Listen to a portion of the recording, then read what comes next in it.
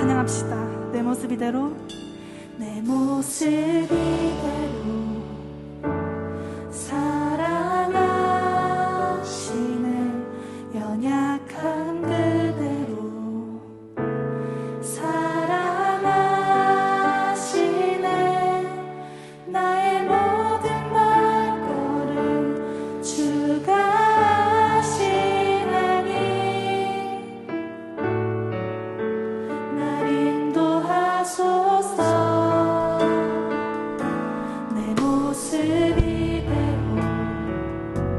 사랑하시네. 연약한 그대로 사랑하시네. 나의 모든 발걸음 주가 하시나니 날 인도하소서. 주의 날개 아래 거하는 것, 주의 임재 안에 거하는 것, 나의 가장 큰 소망, 나의 가장 큰 은혜, 주와 함께 동행하느니 주의 날개 아래 거하는 것, 주의 임재 안에 거하는 것, 나의 가장 큰 소망, 나의 가장 큰 은혜, 주와 함께 동행하느니. 다시 한번 처음부터 찬양합시다. 내 모습, 내 모습 이대로 사랑하시네. 연약한 그대로 사랑하시네.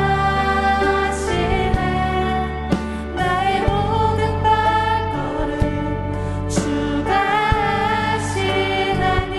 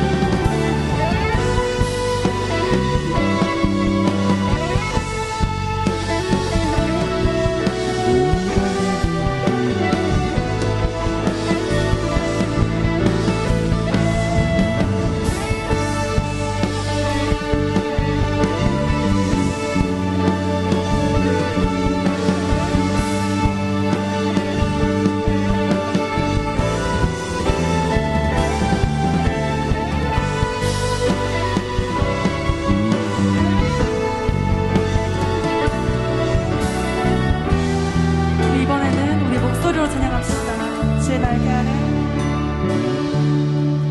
주의 날개 아래 거하는 것, 주의 임재 안에 거하는 것, 나의 가장 큰 소망, 나의 가장 큰 은혜, 주와 함께 동행하리니.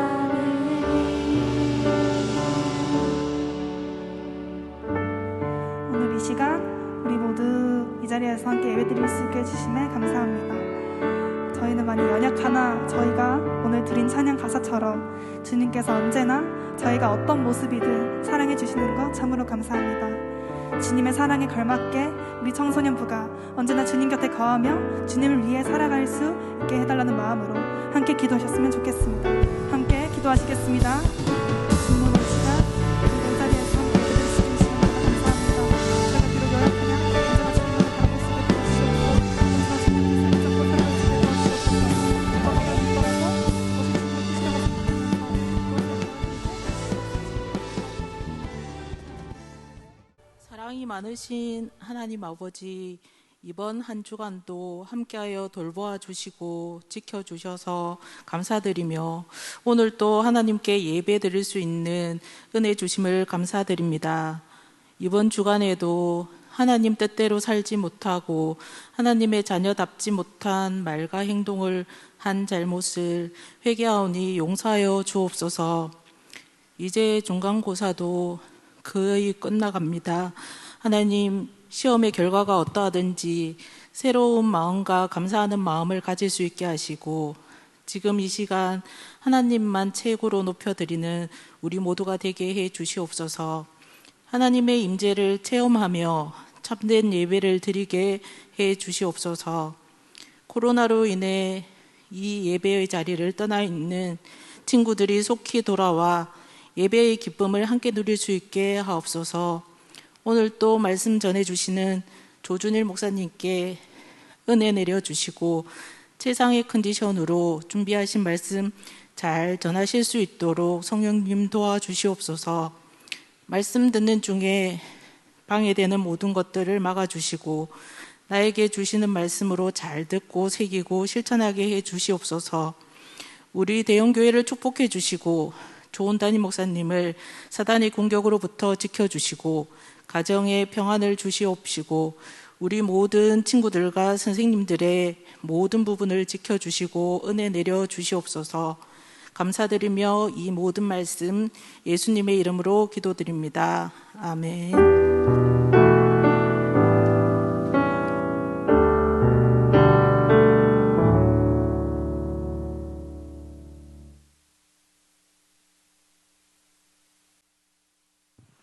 네, 샬롬 여러분 반갑습니다. 오늘도 이렇게 현장 예배 또 온라인 예배로 나오신 여러분들 진심으로 사랑하고 축복합니다. 우리 시간 함께 말씀 읽을 텐데요. 오늘 이 시간 함께 읽으실 말씀은요, 요한복음 13장 12절부터 15절까지의 말씀입니다.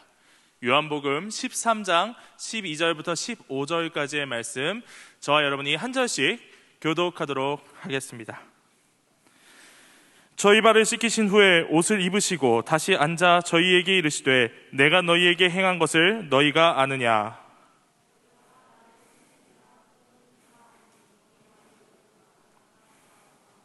내가 주와 또는 선생이 되어 너희 발을 씻겼으니 너희도 서로 발을 씻기는 것이 옳으니라. 내가 너희에게 행한 것 같이 너희도 행하게 하려 하여 본을 보였노라. 아멘. 이 시간에는 지도 편달 받을 선생님이 귀한 이유라는 제목으로 조준일 목사님께서 말씀 전해 주실 때 큰 은혜 받으시기를 소망합니다.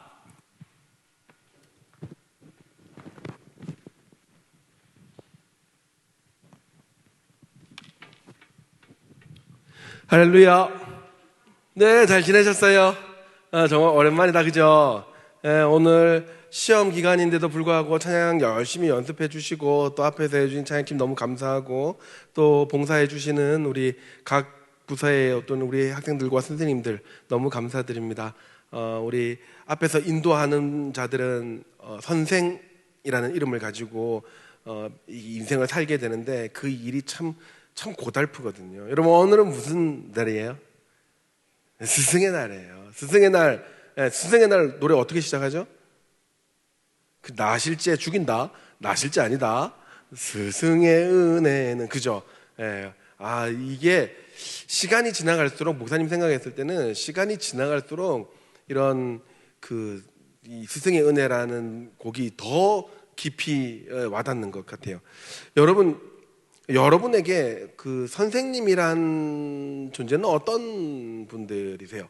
혹시 아직까지 이제 중학교 1학년 친구들은 많은 선생님들을 경험해 보지 못했겠지만, 고등학교 3학년 정도 되면은 이제 교회 선생님 플러스 뭐 학교 선생님, 그다음에 학원 선생님, 기타 등등 목사님, 뭐 하여튼 나한테 선생이라는 이름으로 찾아온 많은 사람들이 있었을 거 아니에요, 그죠? 가장 기억에 나는 선생님은 누구세요? 있으세요 혹시? 저 선생님은 내가 졸업하고서라도 한번 찾아뵙고 싶다 하는 그런 선생님들 계세요? 있으면 여러분 복 받은 거예요. 진짜 복 받은 거예요. 여러분, 선생님이라는 분이 가지고 있는 그 말의 권위는 생각보다 굉장히 셉니다. 사람은 의외로 나를 가르치는 권위자의 한 말씀 때문에, 가르침 한마디 때문에 인생이 바뀌는 경우가 굉장히 많아요. 몇 년 전에 그 교육 관련 웹툰 공모전이 있었어요. 웹툰 공모전이 있었는데 거기서 대상을 수상한 한 친구의 그림이 굉장히 유명한 적이 있었거든요. 천안상고를 졸업한 그 변혜웅이라는 학생이 쓴 그렸던 그림이었어요. 제목이 밤처럼이라는 거예요. 그림이었어요. 그러니까 이제 어떤 선생님을 묘사한 건데 굉장히 날카롭고 단단하고 무서운 선생님인 것 같은데 그 안에는 정말 내실이 있는, 그리고 정말 그 안에 있는 사랑이 있는, 뭐 그거를 이렇게 표현했던 것 같아요. 본인의 인생의 선생님에 대한 경험을 이렇게 웹툰으로 그렸던 거예요. 배경이 그래요.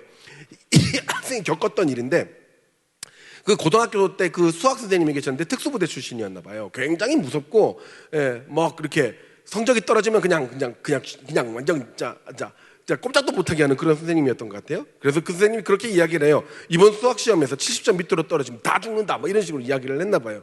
여러분, 살다 보면 그런 선생님이 있어요, 없어요? 있죠? 여러분은 그래도 조금 최근에는 이렇게 때리는 선생님 잘 없죠? 혹시 여러분 요새 맞아요? 여러분 그러면 편하게 학교 다니는 거예요. 목사님 때는 초등학교 때부터 맞았어요.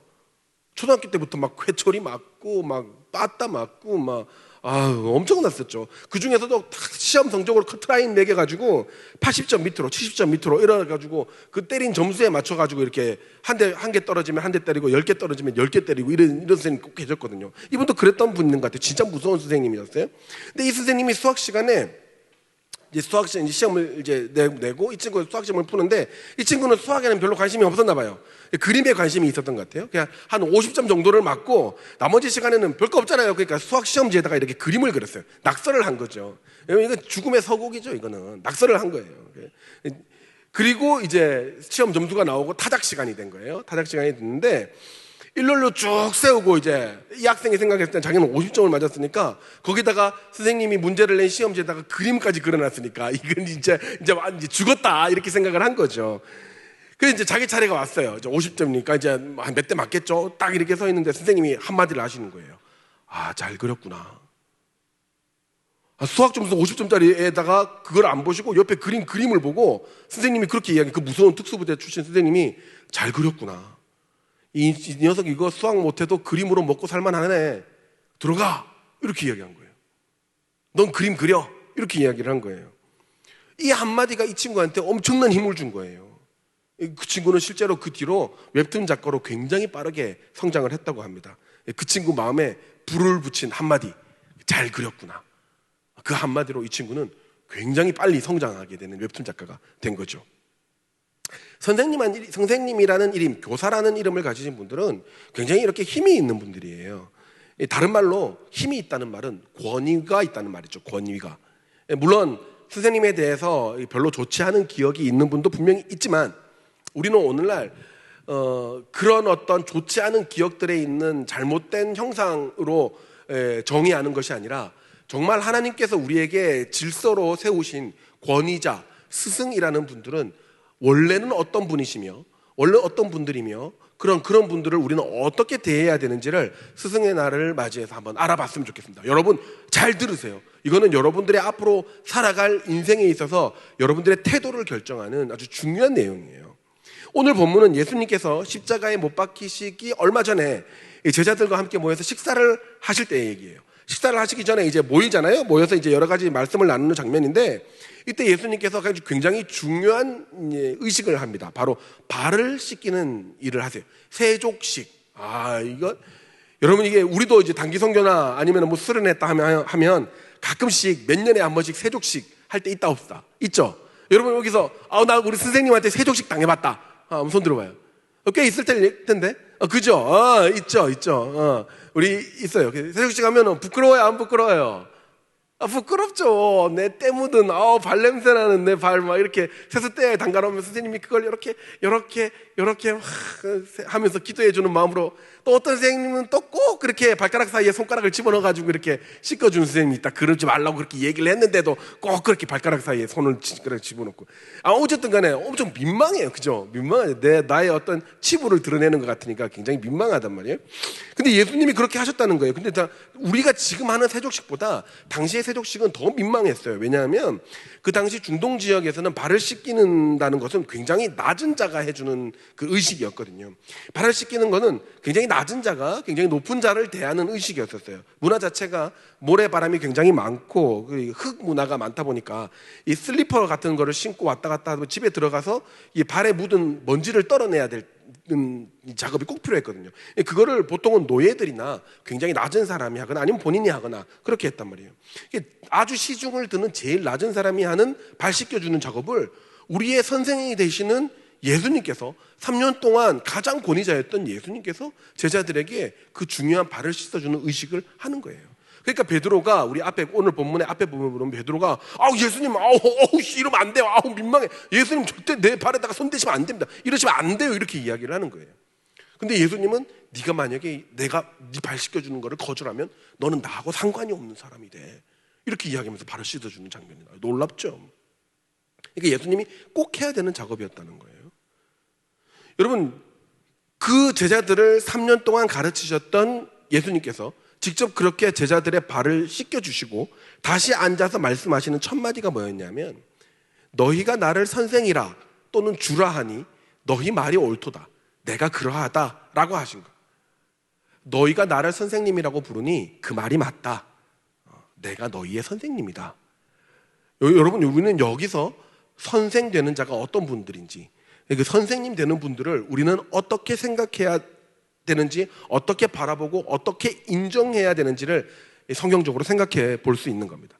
예수님께서 스스로 선생된 자라고 하셨던 이 교사라는 의미는 오늘날 우리에게 어떤 의미가 있는지를 성경적으로 여러분 정확하게 오늘 개념 탑재했으면 좋겠습니다.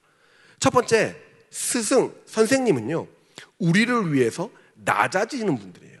우리를 위해 낮아지는 분들이 스승입니다. 12절에 보면 저희 발을 씻기신 후에 옷을 입히시고 다시 앉아서 저희에게 이르시되 내가 너희에게 행한 것을 너희가 아느냐라고 물으셨어요.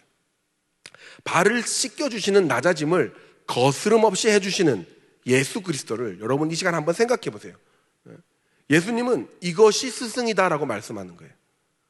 자, 예수님이 내가 너희에게 행한 것을 너희가 아느냐라는 말은 그동안 내가 3년 동안 너희들을 가르쳤는데 너희들이 그것을 기억하느냐, 너희들 혹시 아느냐, 내가 너희들에게 무엇을 가르쳐줬는지, 무엇을 보여줬는지 너희들 혹시 아느냐라는 말이에요. 제자들이 다 기억할까요 그거? 기억 안 해요. 우리 여기 임원들 그거 한 달 전에 목사님이 했던 설교 기억나나? 못하잖아요. 관심도 없다니까. 우리 고3들 6년 동안 목사님이랑 있었지, 그지? 맞아 아니야? 맞지? 6년 동안 목사님이 너희들한테 뭐 했는지 기억나요? 못하잖아요. 어제 일도 못해요, 기억을. 제자들도 못한단 말이에요. 제자들이 다 예수님이 하신 말씀, 행하신 기적, 제자들을 먹이시고 보호하시고 가르치셨던 것을 다 기억 못해요. 그럼에도 불구하고 예수님은 내가 너희들한테 어떻게 했는지조차도 모르는 사람들에게 예수님은 다시 낮아지시고 다시 겸손해지시고 그리고 다시 가르치시기를 주저하지 않고 하고 계신 거예요. 내가 선한 일을 베푼 것을, 내가 해준 거를 기억도 못하지만 나는 다시 너를 가르치고 다시 보여주고 다시 섬기는 사람이라는 거예요. 원래 선생님들이라는 분이 그런 분들이에요. 학생의 지금의 모습, 지금의 미숙한 모습을 보고 헌신하는 분들이 아니라는 거예요. 이 학생 안에 있는 잠재되어 있는 하나님이 심어 놓으신 엄청난 가능성을 보고 그 영혼을 보고 헌신하는 분들이 바로 선생님입니다. 사실 여러분들 봅시다. 지금 여러분들 모습 보세요. 여러분들의 모습 지금 보세요. 여러분들의 지금의 모습에 무엇을 보고 무엇을 걸고 무엇을 헌신할까요? 여러분 성격이 좋아요? 에헤이, 안 좋잖아. 교회에서 하는 거 말고 집에서 하는 거. 여러분 성격 좋아요? 아니잖아. 돈이 많아요? 없잖아. 표현을 잘해요? 표현은 무슨 예의가 발라요? 바른 애들도 있겠죠. 그러나 여러분들 알잖아요. 표현도 못하고 예의도, 여러분들이 뭐라고 이야기해야 될지도 잘 모르는 사람. 얼마 전이지 작년이었나? 내보고 중등부 학생이 분명히 있는데 내보고 저기요, 내가 지나가는데 저기요, 중등부 예배 어디서 드려요? 확 그냥 집 앞을라. 내가 누군지 아는데 그다음부터 목사님이라고 부르더라고요. 그러니까 자기도 뜨끔한 거지. 저기요라고 불러놓고 보니까 목사님인 거야. 자기도 뜨끔한 거지. 그래서 여러분 그렇잖아요. 여러분이 생각한 것과 다르게 말이 나올 때 있어요, 없어요? 있죠. 지나고 나면 내가 그때 왜 그랬을까? 내가 그때 왜 그런 욕을 했을까? 그냥 미숙한 존재라서 그래요. 미성숙해서 그렇다고요. 내가 그때 왜 울었고, 내가 그때 왜 화냈고, 내가 그때 왜 집어던졌지? 이불킥 할 때가 있어, 없어? 있지. 근데 그런 모습을 보고 우리 선생님들이 인생을 걸고 헌신을 하느냐? 천만에요. 여러분의 지금의 모습에는 헌신할 만한, 투자할 만한, 뭔가 노력해 줄 만한 어떤 예쁜 모습도 보이지 않으나 하나님께서 여러분에게 심어 놓으신 무한한 가능성, 하나님께서 심어 놓으신 비전, 그 다음 세대라는 그 이름, 그 영혼을 보고 헌신하는, 다시 낮아지시고 다시 헌신하는 분이 바로 선생님인 거예요. 예수님이 처음 제자들을 만났을 때를 여러분 생각해 봐요. 베드로요, 고기 실컷 잡다가 실패한 어부예요. 철부덕 주저앉아 있던 어부라고요. 바보. 마태요, 사람들한테 왕따 당하고 따돌림 당하던 세리였어요. 세리. 왕따. 야고보하고 요한요, 별명이 뭔지 알아요? 우레의 아들. The son of thunder. 번개의 아들이에요. 얼마나 성질이 더러웠으면 뭐 조금만 건드리면 놔라 막. 번개의 아들. 토르. 그런데 예수님은 그 하나도 내세울 것 없는 제자들을 부르셨어요. 왜요? 그 안에 누구와도 비교할 수 없는 하나님의 소중한 것이 있었기 때문이에요. 그래서 그들을 끝까지 사랑하시고 품으셨던 겁니다. 예수님은 그런 본인의 모습, 예수 그리스도의 모습을 선생님이라고 표시한 겁니다. 선생님. 그래서 14절에 정말 중요한 말씀을 하십니다. 내가 주와 또는 선생이 되어 너희 발을 씻겼으니 너희도 서로 발을 씻기는 것이 옳으니라. 저는 이 말이 굉장히 무섭고 또 한편으로 굉장히 존경스러워요. 여러분, 이게 얼마나 센 회초리인지 몰라요. 그렇지 않습니까? 당시 제자들의 마음속에는요, 서로가 예수님 곁에서 최고가 되고자 하는 시기심이 있었어요. 서로 예수님의 가까운 곳을 차지하려는 시기심이 있었고, 아직도 이 제자들은 예수님을 따라다니면, 이 메시아를 따라다니면 이 세상을 향한 부와 귀와 명예가 자기에게 오지 않을까라는 교만한 마음과 헛된 기대감과 욕심들이 있는 사람들이 있었던 거예요. 그래서 자기가 1등 하려고 했던 거예요. 자기가 경쟁하려고 했던 거죠. 근데 예수님께서는 스스로 낮아지시고 씻겨주심으로써 서로의 마음을 꼬집은 거예요. 높아졌던 마음을 꼬집어 주신 거예요. 회초리 되신 거죠. 제자들은 이런 상황에서 얼마나 민망했을까요? 얼마나 마음이 아팠을까요? 이게 회초리의 효과예요. 회초리의 효과. 여러분, 회초리 맞으면 아픈 건 둘째예요. 사실은 굉장히 민망해져요. 내가 이렇게 잘못하면 이렇게 민망해지는구나. 내가 했던 행동이 굉장히 부끄러운 짓이구나. 내 행동이 얼굴을 못 들 행동이구나. 이것을 가르치시는 거예요. 예수님의 행적을 살펴보면 예수님은요, 굉장히 강한 회초리들을 많이 대셨었어요. 항상 본인의 명예에 손해를 보시면서까지도 바른 길로 갈 수 있도록 강하게 말씀하셨어요. 때로는 소리도 지르셨어요. 성전을 더럽히는 자들이 아무 죄의식 없이 성전에서 막 물건을 팔고 있을 때 그 물건을 확 뒤집으시고 밧줄을 채찍으로 구두 감아서 푹 때리면서 이 성전을 더럽히는 것들아 하면서 욕하면서 완전 진짜 얼마나 소리를 지르셨는지 몰라요. 그걸 본 사람들이 뭐라 그러겠어요? 어머, 저 미쳤다 안 그러겠어요? 안 그러겠어요? 그럴 거 아니에요.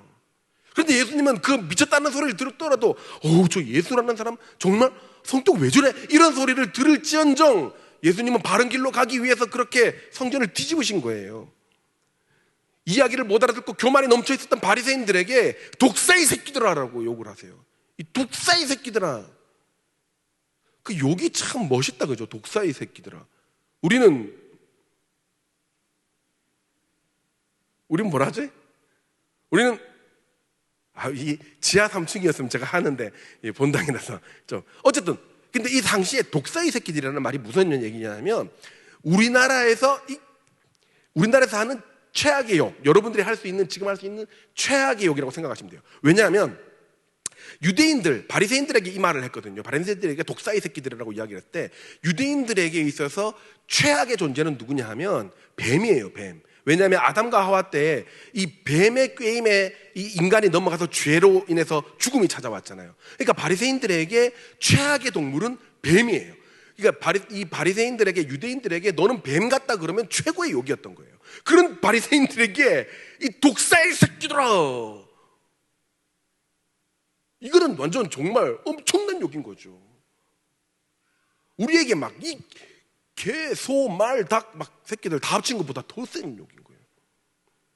엄청 그렇게 악역을 자처하면서까지도, 혼내시면서까지도 그렇게 이야기하면 욕먹을 까 알아 몰라. 예수님이 욕먹을 까 알아 몰라. 알죠. 그럼에도 불구하고 옳은 방향이 무엇인지를 가르치기에 힘쓰셨다는 거예요. 여러분, 제가 지나보니까요, 나를 혼내고 나한테 욕해준 선생님들이 있었다는 게 얼마나 감사한지 몰라요. 내가 그때 만약에 맞지 않았다면, 내가 그때 정신이 번쩍 들 정도로 혼나지 않았다면 어땠을까 싶을 정도로 감사한 순간들이 굉장히 많아요. 요즘은 잘 못 그러겠지만 예전에는 선생님들이 회초리를 많이 대셨어요. 여학생들한테는 30cm 줄자, 뭐 회초리 이랬고, 남학생들한테는 당교 큐대, 뭐 마대자루 부러뜨린 거 이런 걸로 이제 때렸거든요. 사실 누구한테 험한 소리하고 매를 든다는 거는 여러분 굉장히 힘든 일이에요. 그렇게 때리고 욕하면서 자기 마음이 좋은 사람은 정말 한 명도 없다고 생각합니다. 만약에 있다면 그게 비정상이죠. 그게 간혹 있을 이상한 사람이겠죠. 누군가를 때리고 누군가한테 험한 소리를 하고 욕을 하면 자기가 평생 저주를 받는다는 거 알아 몰라? 알죠. 내 명예가 깎인다는 거 알면서도 그렇게 하는 이유는 그렇게 해야만, 이 친구가 이렇게 해서라도 그 인생을 돌이키기를 원하는 간절한 마음이 있기 때문이에요. 대부분의 선생님들이나 목사님들이 험한 소리하고 때리고 나면 그게 마음이 그렇게 아파요. 우리 임원들 지금은 코로나라서 잘 못하지만 목사님이 한참일 때 지하 3층에서 옥상까지 왔다 갔다 시킬 때 목사님 마음이 좋았을까? 왜 웃어? 좋았을까? 물론 앞에서는 웃지. 근데 얼마나 마음이 힘들었겠어요. 얼마나. 여러분 기합 줄 때 마음이 좋았을까요? 아니에요. 저는 요즘도요, 잘못한 사람들 쭉 세워놓고 선생님이 있는 힘껏 사랑으로 그 매를 다스리시던 그 장면이 굉장히 그립습니다. 목사님이 학교 다닐 때, 그리고 여기 계시는 선생님들이 학교 다닐 때 우리가 어떻게 맞았는지 잠깐 볼까요? 고 생각되는 사람 4명 나오나?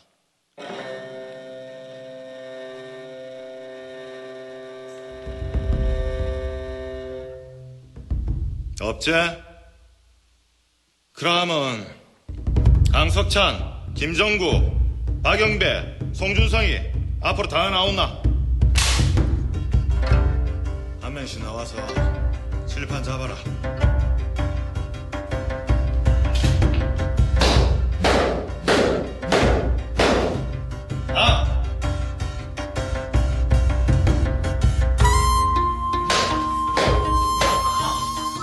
똑바로 되라. 뼈 부어진다.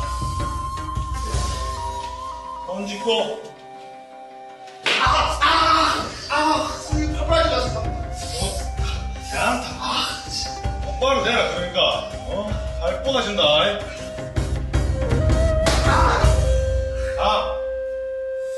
이번엔 내 차례다. 준성이처럼 맞고 싶었다. 다리를 대충 벌리고 멋있었다. 똑바로 되라.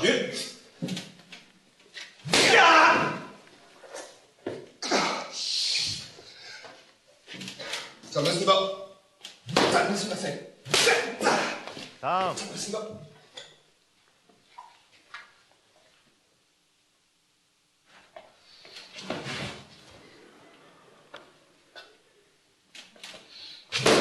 야! 옆방 가서 밀대 올려갖고 나. 예.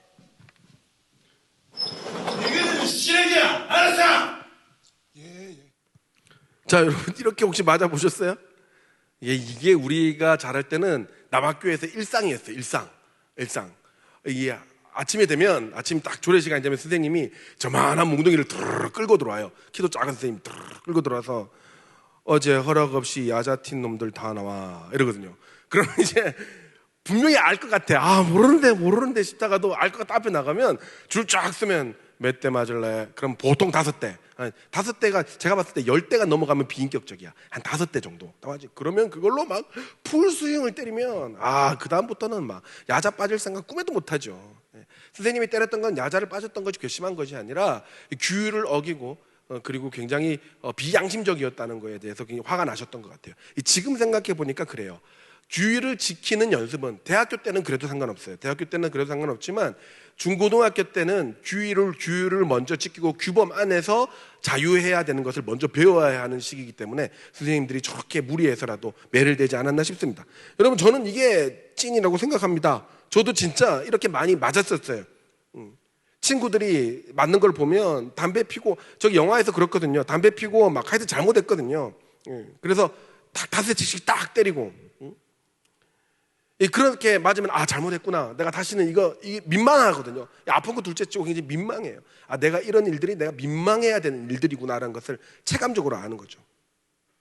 좀 미안한 말이지만 저는 여기까지는 아니더라도 안 되면 때려서라도 나쁜 길로 가는 학생의 인생을 돌려야 된다고 저는 생각합니다. 선생님이라도 해서 이렇게 아이들을 때리는 게 좋을까요? 스트레스가 풀리겠어요? 천만에요. 절대 그렇지 않습니다. 저도 몇 번 혼내봤지만 하루 종일 마음이 아파요. 너무 힘든다고요. 근데 이게 아픔이지만 또 한편으로는 책임인 거예요. 때려서라도 바르게 행해야 되겠다. 어떻게든 때려서라도 돌리려는 마음인 거죠. 근데 점점 그럴 수 없는 시대가 되어가고 있는 것이 너무 마음이 아픕니다. 심지어 학생이 교사를 때리면 훈방인데 교사가 학생을 잘못해서 회초리로 때리면 고소하는 세상이죠. 여러분, 이런 세상이 어디 있어요? 이런 질서가 어지럽혀진 세상이 어디 있냐고요. 여러분에게 말씀드려요. 여러분, 나에게 매를 대는 선생님이 없다? 나에게 따끔하게 내 방향에 대해서 이야기해 주는 선생님이 없다? 여러분, 그거 망하고 있는 인생이에요. 나는 잘 살고 있기 때문에 나는 그렇게 욕먹을 필요 없어. 나는 그렇게 훈계 들을 필요 없어. 천만에요. 여러분은 너무나 미성숙한 존재고 우린 전부 다 미성숙한 존재이기 때문에 반드시 누군가한테 혼나면서 자라야 돼요. 반드시 누군가가 내 잘못을 가르쳐줘야 된다고요. 그게 성경의 원리예요. 그런데 내 인생에 아무도 나를 터치하는 사람이 없다? 아무도 나한테 대는 사람이 없다? 이야기하는 사람이 없다? 혼내는 사람이 없다? 내 인생 진짜 지금 위험한 인생이구나. 그걸 여러분 아셔야 돼요. 여러분에게 지금 회초리를 댈 사람이 없다? 여러분 인생 망하고 있다는 이야기입니다. 지도 편달이라는 말이 있어요. 지도 편달. 항상 선생님들에게 아니면 스승에게 아니면 뭔가 배우러 가는 사람이 정말 최선을 다한 지도 편달 부탁드리겠습니다. 정말 훌륭한 지도 편달 감사합니다. 이런 말 많이 쓰죠. 지도 편달이 뭐냐면 갈 길을 가야 하는데 채찍으로 때려서라도 달리게 한다는 말이에요. 채찍으로 때려서라도 가야 할 길을 가게 한다는 거죠. 부모님들이나 아니면 학생들이 스승에게 가르침을 구하는 자들이 잘 쓰는 말이 지도 편달 잘 부탁드립니다예요. 무슨 말이에요? 나를 때려서라도 나를 가르쳐 달라는 말이에요. 여러분, 때려서라도 나를 옳은 길로 가게 하는 사람이 얼마나 귀한 분이에요. 자기 입을 더럽히고 자기 손을 더럽히서라도 내 인생을 옳게 가게 하는 분들이 있다면 여러분, 그 인생은 절대로 놓지 말아야 되는 사람이에요. 그래도 2002년이나 2009년까지는 이렇게 회초리를 이 단체로 꺾어가지고 선물로 주시는 그런 행사들을 많이 했어요. 학부모들이 회초리 60개 만들어가지고 선생님들한테 이렇게 주면서 우리 애들 잘 때려 주십시오라고 주는 게 제가 보니까 2009년까지는 이런 행사들이 있었더라고요. 2009년까지는 선생님들이 막 회초리 60개 만들고 120개 만들어가지고 학부모 대표가 단상에 올라가고 교장 선생님한테 이거 선생님들에게 나눠주십시오 하면 선생님들이 그 이제 회초리 들고 너희 엄마가 만들어준 매다 이러면서 이제 때렸던 게 2000년도 중반까지는 이런 일이 있었던 것 같아요. 근데 지금은 그런 게 없어요. 어디서도 저렇게 한다는 소리가 없어요. 안 들려요. 감정적이 아니라, 감정적으로 막 미워서 그런 것이 아니라 사랑으로 매를 드는 교육은 꼭 필요하다고 그 부모님들은 회초리를 모아서 선생님께 선물로 드렸던 거죠. 우리 아이의 인생을 바꿔달라고. 나한테는 이런 선물 안 주나 몰라. 아주 편하게 해드릴 텐데. 여러분, 따끔한 소리로, 따끔한 처벌로 내가 민망해지더라도 내 인생을 옳은 길로 가게 하는 사람, 스스로가 욕을 먹더라도 악역을 담당하시는 분, 그게 그 아이의 인생을 옳게 한다면 그 길을 가게 하시는 분, 그분이 바로 선생님이라는 겁니다. 여러분 기억하십시오.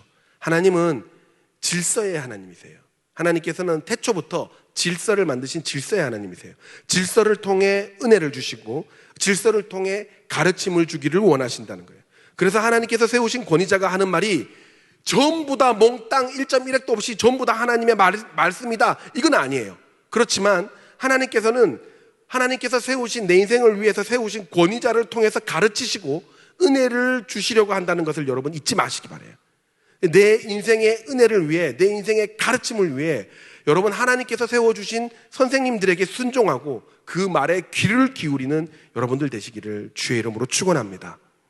두 번째예요. 선생님은 먼저 살아온 인생으로 본이 되는 존재들입니다. 먼저 살아온 인생으로. 그러니까 자기 인생으로 본이 되는 존재가 바로 선생님이라는 존재예요. 여러분, 사람이 자라면서 누구를 제일 많이 닮을 것 같아요? 누구를 제일 많이 닮을 것 같아요? 에? 누구를 제일 많이 닮을 것 같아요? 엄마, 아빠? 네, 맞아요. 외모는 그럴 수 있습니다. 외모는. 삶의 형태는 누구를 제일 많이 닮을까요? 살아가는 삶의 형태는요. 따라할까요? 크게. 내 인생은, 더 크게 하세요. 중요한 말이에요. 내 인생은 내가 가장 많이 본 사람의 인생을 담는다. 다시 할까요? 내 인생은 내가 가장 많이 본 사람의 인생을 담는다. 여러분은요, 가장 많이 본 사람의 인생을 닮아가게 돼 있어요. 저에게 아들이 있어요. 아시죠? 네, 아들이 있어요. 초등학교 4학년 귀여울 뻔했던 친구가 있어요. 이 친구가 옛날에는 TV를 볼 때 굉장히 정자세로 봤거든요. TV를 이렇게 아주 앉아서 봤어요. 근데 어느 날 제가 집에 들어가니까 이 녀석이 TV를 보는데 이렇게 누워서 TV를 보고 있는 거예요. 초등학교 4학년이. 무슨 아저씨처럼. 그래가지고 내가 어처구니가 없어가지고 네 놈의 자식 똑바로 안 앉아? 라고 이야기를 하려는 찰나에 저쪽 거실에서 제 아내가 그래요. 아빠랑 똑같다 이러는 거예요. 그래서 제가 생각했죠. 내가 피곤해가지고 TV 볼 때 저렇게 누워서 TV를 보는 모습을 우리 아이가 많이 봤구나. 그걸 보고 그대로 따라하는 거죠. 여러분, 예수님께서 왜 제자들과 3년을 같이 살면서 직접 살아가는 모습을 삶으로 같이 보여주셨는지 아세요? 제자들의 인생이 예수님 본인을 닮기 원하셨던 거예요. 우리 주님이셨던 예수님께서 같이 삶으로 살아냈던 사도들이 앞으로 살아가면서 가장 많이 보는 모습이 나의 모습이었으면 좋겠다. 그것 때문에 같이 사셨던 거예요. 오늘 15절 한번 볼까요? 내가 너희에게 행한 것 같이 너희도 행하게 하려 하여 본을 보였노라 라고 말씀하셨어요. 여러분은 누구의 인생을 가장 많이 보고 있습니까? 그 인생이 좋은 모습이든 나쁜 모습이든 여러분은 그 삶을 닮아가게 돼 있어요. 그래서 여러분, 선생님이라는 직분이 굉장히 중요해요. 학생 때는 죽으나 사나 권위자인 선생님을 보게 됩니다. 선생님의 말투를 장난으로라도 따라야 합니다. 교회 선생님은요, 3년 내도록 같이 가는 경우가 허다합니다. 같이 안 가더라도 내가 자라가는 동안 교회를 안 바꾸는 이상 심심하면 그 선생님을 보고 그 선생님 이야기를 듣게 됩니다. 인사하게 돼요. 그러니까 그 선생님들은 그 삶의 모습이 학생들에게 자연스럽게 영향을 미치는 존재가 되는 거예요. 그 선생님이 어떻게 살아가는가가 그 학생들의 삶을 살아가는 중요한 기준이 되어버린다는 거예요. 여러분 이게 얼마나 부담스러운 일인지 아세요? 예? 예전에 다녔던 교회에서 어떤 청년이 있었는데 인생이 참 파란만장했어요.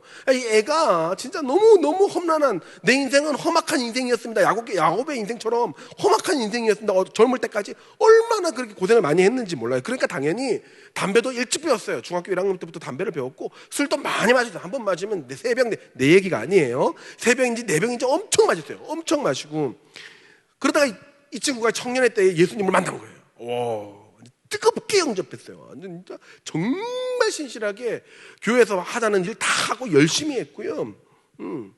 교회도 열심히 잘 다녔어요. 예배도 안 빠지고. 그런데 술, 담배는 끊었을까 못 끊었을까? 뭐 끊었을까 못 끊었을까? 우리 끊을 수 있을까 못 끊을까? 고등학생들은 이렇게 이야기해요. 이거 못 끊었어요. 끊으려고 몇 번이나 노력을 했는데 못 끊었어요. 그게 그렇게 힘들 때마다 땡기나 봐요. 술도 마시고 담배도 폈어요. 어쨌든 여러분들은 지금 예수님을 만나는데 왜 담배를 못 끊지? 지금은 이해 못하지만 나중에 어른이 되면 이해를 할 수 있어요. 어쨌든 못 끊는 사람이 꽤 돼요. 어른 되면은 그럴 수 있어요. 근데 신실한데 교회 잘 다니고 착한데 술, 담배를 했단 말이에요. 근데 이 친구가 열심히 잘 교회를 다니는 것을 보고 누가 주일학교 교사를 하자 한 거예요. 자기가 사람들한테는 담배 피고 술 마신다는 얘기를 안 했겠죠. 그러니까 주일학교 교사를 하자 했겠죠. 그걸 아는 사람은 몇 명 안 됐어요. 저랑 몇 명 안 됐거든요. 자기가 마음속으로 술, 담배를 하고 있는데 주일학교 교사를 어떻게 할까 굉장히 고민을 많이 한 거예요. 그러다가 이 친구가 갑자기 막 계속 거절을 하다가 결국은 주일학교 교사를 하게 돼요. 고등부 교사를 하게 된 거예요. 그리고 저한테 와가지고 자기가 이야기한 거예요. 형, 나 담배 끊었어요. 술 끊었어요. 이러는 거예요. 진짜 끊었어요. 진짜 술, 담배 안 하는 거예요. 그래서 내가 물었죠. 야, 니 어떻게 끊었어? 왜 끊어? 너 어떻게 끊어? 그게 끊겨? 이랬거든요. 형님, 혹시라도 내가 담배 피거나 혹시라도 내가 숨어서라도 술 먹는 거 우리 고등부 애들이 보고 내보고 교사가 담배 핀다고 이야기를 하면 그 학생들은 아마 평생 담배 피워도 된다고 생각할 거 아니에요. 그 학생은 절대 술, 담배 못 끊을 거 아니에요. 애들이 볼까 봐 본이 돼야 안 되겠어요. 그러면서 진짜 끊었어요. 아직까지도 안 피고 있는 걸로 알고 있어요. 저는. 여러분, 예수님을 만나도 못 끊던 담배를 애들을 만나니까 끊었어요. 이게 무슨 말이에요? 여러분의 영혼을 책임지기 위해서 선생님으로서 본인이 되는 모습으로 바꿔가기 위해 수많은 노력을 하는 거예요. 선생님들은. 여러분 잘 생각해 보세요. 여러분을 담당하는 선생님들이 헌금 제대로 안 하면서 여러분들에게 하나님 앞에 헌금하라고 이야기할 수 있을 것 같아요? 천만에요. 못합니다. 욕을 정말 밖에 나가서 정말 잘하고 막 화도 잘 내는 선생님이 여러분들에게 온유해야 돼, 좋은 말 써야 돼 이렇게 할 수 있을 것 같아요? 절대 못합니다. 성경 한 장도 안 읽는 선생님이 여러분들에게 말씀이 중요해, 너 성경 읽어야 돼 이렇게 할 수 있을 것 같아요? 천만에요. 주일 예배 절대로 안 드리는 선생님이 여러분들에게 주일날 예배는 꼭 드려야 돼, 주일 성수 해야 돼 라고 말할 수 있을 것 같아요? 천만에요. 절대 못 그럽니다. 그러니까 스스로가 본이 되기 위해서 죽을 힘을 다해서 삶을 바꿔가는 존재, 그 존재가 원래 선생님이라는 거예요. 여러분들이 선생님들의 인생을 보고 닮아가도 나중에 하나님 앞에서 부끄럽지 않도록 노력하는 분이 바로 선생님이라는 존재인 겁니다. 우리는 그거를 멘토라고 부릅니다. 우리 주님께서는 그렇게 보여주는 분으로, 그리고 보냄받은 자로서 교사의 삶을 사셨던 거죠. 그래서 여러분은 여러분을 가르치고 만나는 모든 선생님들을 위해 여러분 간절히 축복하며 기도해야 됩니다. 담임 목사님, 그리고 우리 목사님들, 교구 목사님, 반 선생님, 임원 선생님, 보이는 모든 분들을 위해 기도하고 여러분은 반드시 축복해야 됩니다. 그들이 올바른 모범이 되게 해달라고, 그 삶을 내가 닮을 만한 인생이 되게 해달라고 기도해야 됩니다. 그리고 격려해드려야 돼요. 그 어려운 교사의 삶, 본이 되는 교사의 삶을 살아가는 선생님들, 그렇게 하려고 무진장 애쓰고 자신의 삶을 채찍질하며 바꿔가는 그 선생님들의 삶을 여러분 격려하시고 카톡도 보내시고 안아주시고 편지도 써드려야 돼요. 자, 오늘도 이게 말씀 준비하고 여기 올라오기 전에 30분 전에 제 중고등학교 선생님들한테 또 선물 보내드렸어요. 제가 보니까 스승의 날만 제가 연락을 드리는 것 같더라고요. 그래서 제가 보내드렸어요. 이렇게 선생님 감사, 선물 보내드리고 또 한 분한테도 이렇게 해서 또 보내드리고, 못 본 지가 20년이 지났어요. 근데도 보내드렸어요. 왜냐하면 제가 아무리 설교를 준비하면 생각해보고 또 생각해봐도 그 선생님들이 안 계셨으면 저는 중고등학교 때 갈피를 못 잡았어요. 여자친구하고 헤어지고 나쁜 마음 먹고 오만상 막 돌아다니는 나를 붙잡고 밤새도록 같이 있어줬던 그 선생님, 나한테 싫은 소리, 좋은 소리 뭐 다 해주시면서 끝까지 나를 붙잡아 주셨던 그 선생님, 오늘도 보내니까 문자가 이만큼 오셨어요. 목사님께서 그렇게 열심히 사역하시는 모습이 너무나 좋습니다. 너무나 자랑스럽습니다.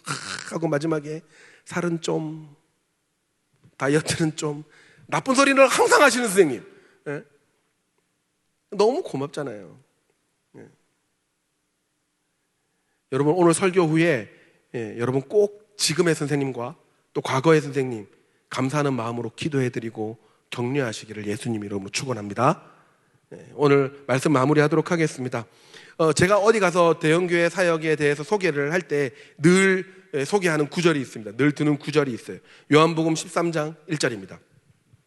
6월절 전에 예수께서 자기가 세상을 떠나 아버지께로 돌아가실 때가 이른 줄 아시고 세상에 있는 자기 사람들을 사랑하시되 끝까지 사랑하시니라. 이 구절 안에 하나님의 마음이 너무 느껴지는 거예요. 이렇게 나같이 볼품없는 사람을 예수님이 뭐라고 이야기했냐면 세상에 있는 자기 사람으로 인정해 주는 거예요. 세상에 있는 많은 사람 중에 야, 너는 내 거다, 너는 내 사람이다, 이렇게 해준 거예요. 세상에 그 많은 사람 중에 나를 자기의 사람으로 인정하시는 거죠. 그리고 끝까지 사랑하시니라. 이 끝까지 사랑한다는 말은 하나님의 나라가 임할 때까지 어떤 모습이라도 사랑하고 계신다는 거예요.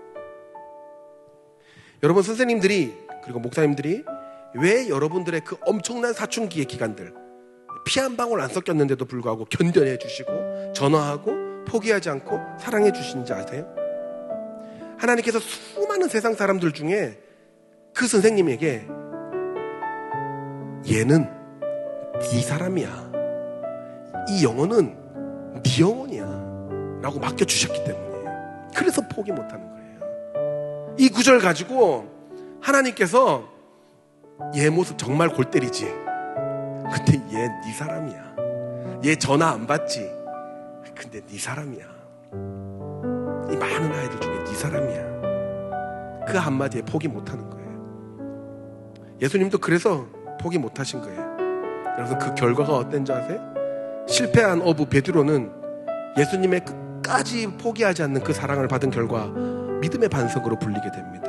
한 번 설교하면 3,000명씩 회개하며 돌아서는 역사가 일어나는 엄청난 설교자요, 전도자가 돼요. 사람들에게 왕따 당하던 세리 마태는요, 그 은사를 발휘해서 그 교만하던 유대인들에게 예수님의 행적에 대해서 기록한 마태복음을 쓴 저자가 됩니다. 번개의 아들 토르 요한은요, 그 과격했던 성격이 요한 1, 2, 3, 4를 보면 형제를 얼마나 서로 사랑해야 되는지를 스스로 보여주고 요한계시록을 통해 믿음의 소망을 잃지 않게 하는 위로의 전달자가 됩니다. 어디 내놔도 쓸모없던 사람들을 가장 소중한 주의 일을 감당하는 사람으로 바꾼 것은 바로 이 단어 때문에 자기 사랑. 사랑하는 여러분, 여러분의 선생님은 누구십니까? 우리 예수 그리스도께서 가장 큰 스승이시고 그 예수님으로부터 위임받아 자기 사람으로 삼은 우리 선생님들을 오늘 하루만이라도 여러분 찾으시기 바랍니다.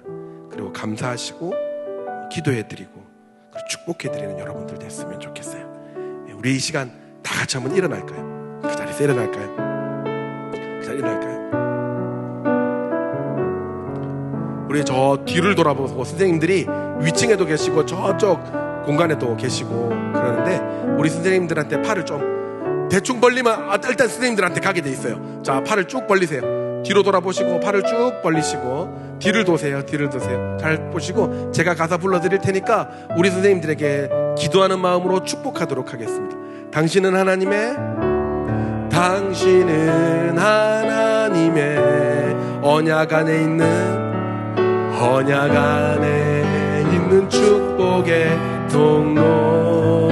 당신을 통하여서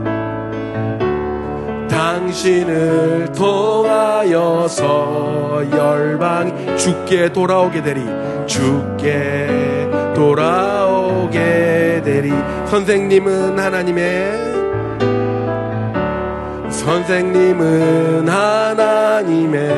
언약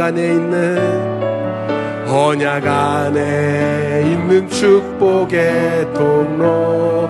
선생님을 통하여서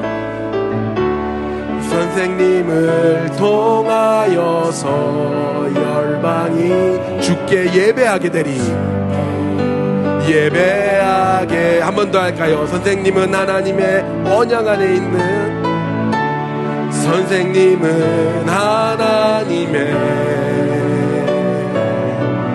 언약 안에 있는 축복의 통로. 선생님을 통하여서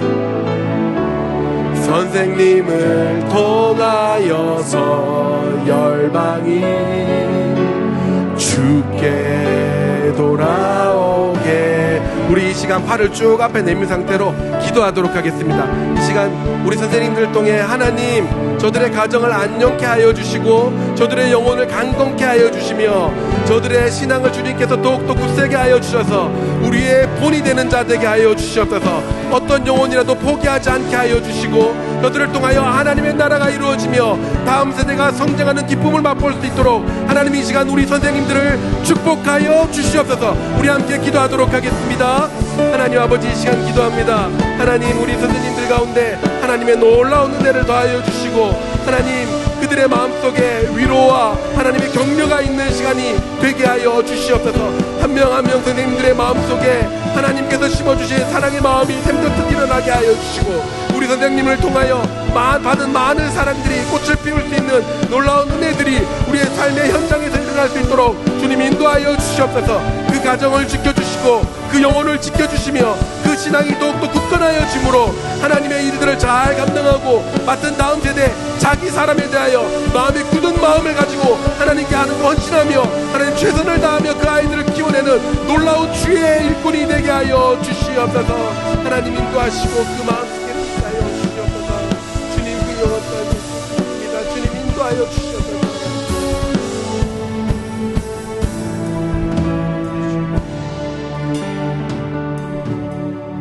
하나님 아버지, 감사합니다. 아버지께서 우리를 너무 사랑하셨기에 하나님께서 우리를 너무 귀하게 여기시기에 하나님께서 우리 선생님들을 보내주신 것 저희들이 압니다.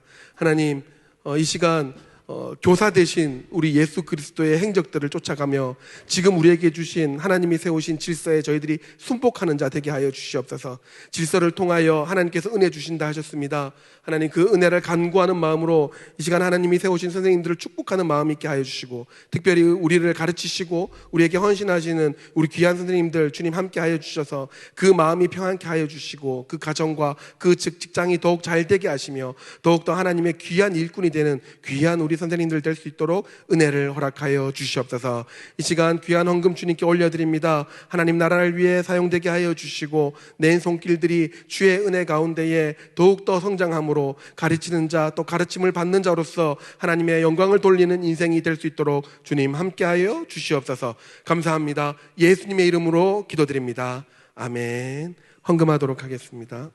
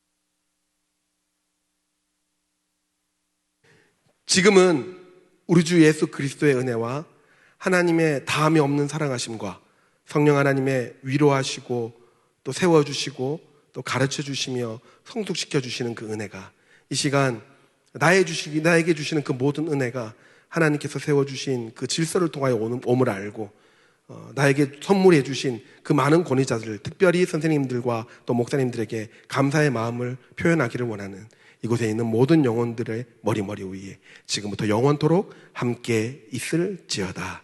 아멘.